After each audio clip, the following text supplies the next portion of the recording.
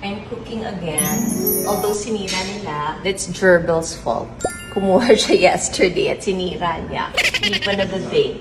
My new lasagna recipe. Ginaya ko kay Jada De Laurentiis and kay Laura Vitale with a touch of Pioneer Woman and Barefoot Contessa. Although, nangialam sila. That's life. Oh, what's that? Ano yan? Sino nagbigay? Ha? Barbara Hill. Yes. Ewan ko, nag-iingat. If this turns out masarap because I put spinach and a lot of cheese. Ang sabi nila, cheese na nagpapanggap na lasagna, I'll show you. I-demonstrate ko sa inyong lahat. Because, thank God, I'm finally feeling better. Nakakapagluto na ako. So, I'll show you the finished product later.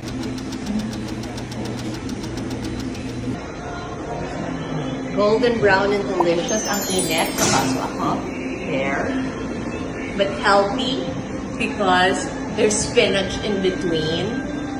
Kung meron kayong rock and roll na naririnig, that's Kuya playing his arcade. Welcome to our home this Christmas.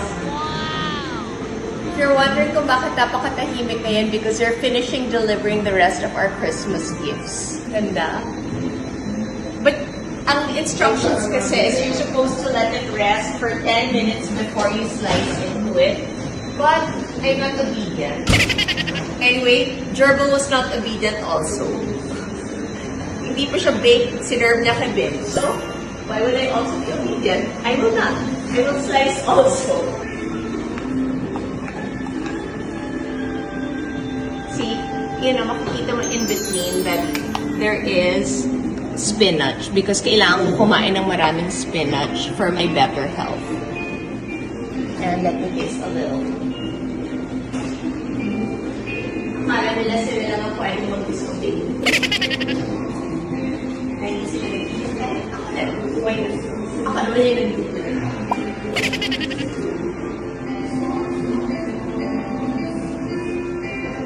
On the background music pa tayo of Kuya playing the piano. Spinach, beef, mushroom, lasagna, and then ang nilagay natin 3 types of cheese with cooking cream cheese. Alam ko yun, na cream cheese. Tapos, nilagyan ng binder. So, I know there's mozzarella, cheddar, parmesan. Tapos, yung combination of 3 cheeses, diba, na binili niyo na pang pasta. I'm sorry, hindi ako nag-powder egg kasi nakikita niyo kung gaano kaputla ako because I'm anemic. I'm still taking my medicine, but I'm being good. Iron, folic acid, di ba? Vitamin D, vitamin C. Meron pa ako ibang mineral supplements na tinitake and I'm on hormone therapy. Let's try. Ay, kasi dito, mas dinamihan ko yung cheese, you can tell. At maraming butter. Because I have that impression na the more butter, the better.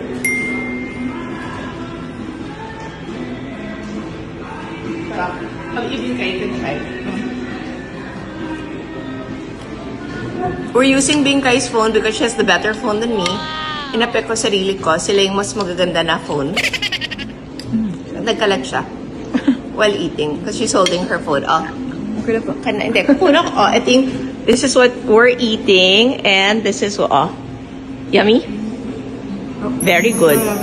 Mas maraming cheese ito.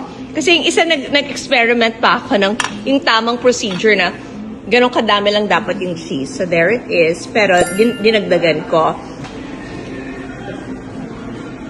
If you're watching this video, I suddenly remembered kasi nakita ko yesterday in my balcony, my covered glass balcony.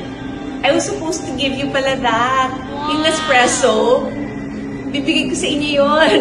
If you like this video and you actually like that Nespresso video, 2 of you will be getting the machines from me as a gift. So please like that video and tell me why you enjoy your coffee. I have no idea why I'm talking about coffee and showing you my lasagna. Baka lasagna isipin yung paladala ko sa inyo. By the time my birthday comes, I'll cook for you. By the time naman siguro, very healthy na ako talaga. When I read, kasi na sinasabihan niyo ako na magpaka-vegan ako. I can't. Kasi kailangan ko talaga ng iron. I'm super iron and vitamin D deficient. And the best source for that is from beef, liver, certain types of fish, and there are vegetables. Pero talaga, ang highest source of that is really lean cuts of beef. So I'm trying my best. It's good. It's good kasi hindi tinupid yung cheese. Mas malasa nga po. Mas malasa. Their instructions when I was watching was to keep it in the ref overnight, tapos the next day mo siya i-bake para mag-seep in lahat ng flavor, and it's actually correct. It's really good. So that's our next. Lasagna a la Chris. I'll show you what we do. Sana nandito. Wait, hindi ka wala dito. Hi, Siri! Diyan? Tinago namin dito.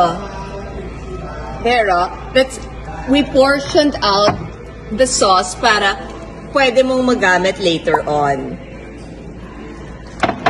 And then, ito kasi yung fish na healthy for me, so it's here. Here they go again, yung mga hindi dapat ilagay sa, sa freezer, fini-freeze nila. You are not supposed to freeze this. Mag-aaway-aaway na naman kami, so ilalagay ko ito dito. Hi, my house. Okay, and then, check ko nga. Oh, Japanese beef. Gusto na akong pakainin ng beef. I told you, niregalo sa amin to ang dami. Ooh, Japanese. Okay. And then we have a lot of, this is American beef naman.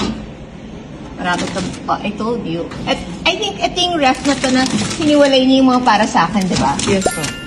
Tapos, today, I'm supposed to cook. Okay, kapagalitan ako, there's a lot of bacon. Okay lang din kayo, you can show them. We like bacon, we like hot dog. I'm not allowed, but life is short. I love bacon. So, ayun. Allow me to have bacon. Pina-defrost ko. And I can't see it here. Sabi ko mag-defrost sila ng Nang? ba't di nila ka-innovate? Nang ano po? Gagawa ako dapat ng roast beef. Not here. Yan na, ito yung, here, ito na, para hindi niya na ako tinangin later. This was the cheese, one of the cheese that we used. This is the other one. This is the other one. And, naubos yung mozzarella. Ano? Inubos ko. Na-excite ako dun sa mozzarella. There was all, ay, you're gonna pay kapiranggot na mozzarella. Yun na yung ginamit ko. Na-excite ako. So there. Life update. Some very exciting things are happening next year. That's why the boys and I are leaving soon because I'm taking 3 weeks to get really strong and to get my blood at a good level. Complete that. Good job, Kuya, with the playing. Say hi to all of them. Hi, everyone. Wala ka pa sa camera dito. Dito. Hi. Say hi. Hi. Okay, we measured Kuya.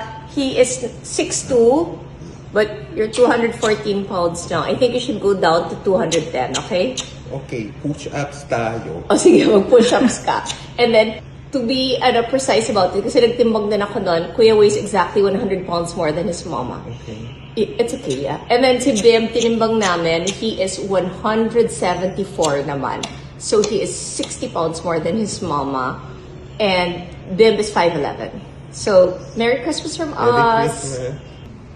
I'm sorry, that's Ate Ruby's fault. Okay? At tinawag yung batang artista. Ang nagpadala nito because yearly she sends this to us. It's Mommy Bambi Hill, the mommy of Enrique Hill. Thank you, Mommy Bambi. It's so sweet of you. This is her super special na chicken relleno na yung ginagamit yung stuffing for this actually comes from Spain pa talaga. Super sweet nila because every year, basta Christmas, hindi siya nakakalimot talaga. What? Carmina po. Okay. And this is from my inaanak. From sila Carmina Zoren, Cassie and Mavi. And Please watch her movie. I know it's part of the Metro Manila Film Festival. Also, don't forget to watch Miles Ocampo's movie, also part of the Metro Manila Film Festival. God bless you all. Bye.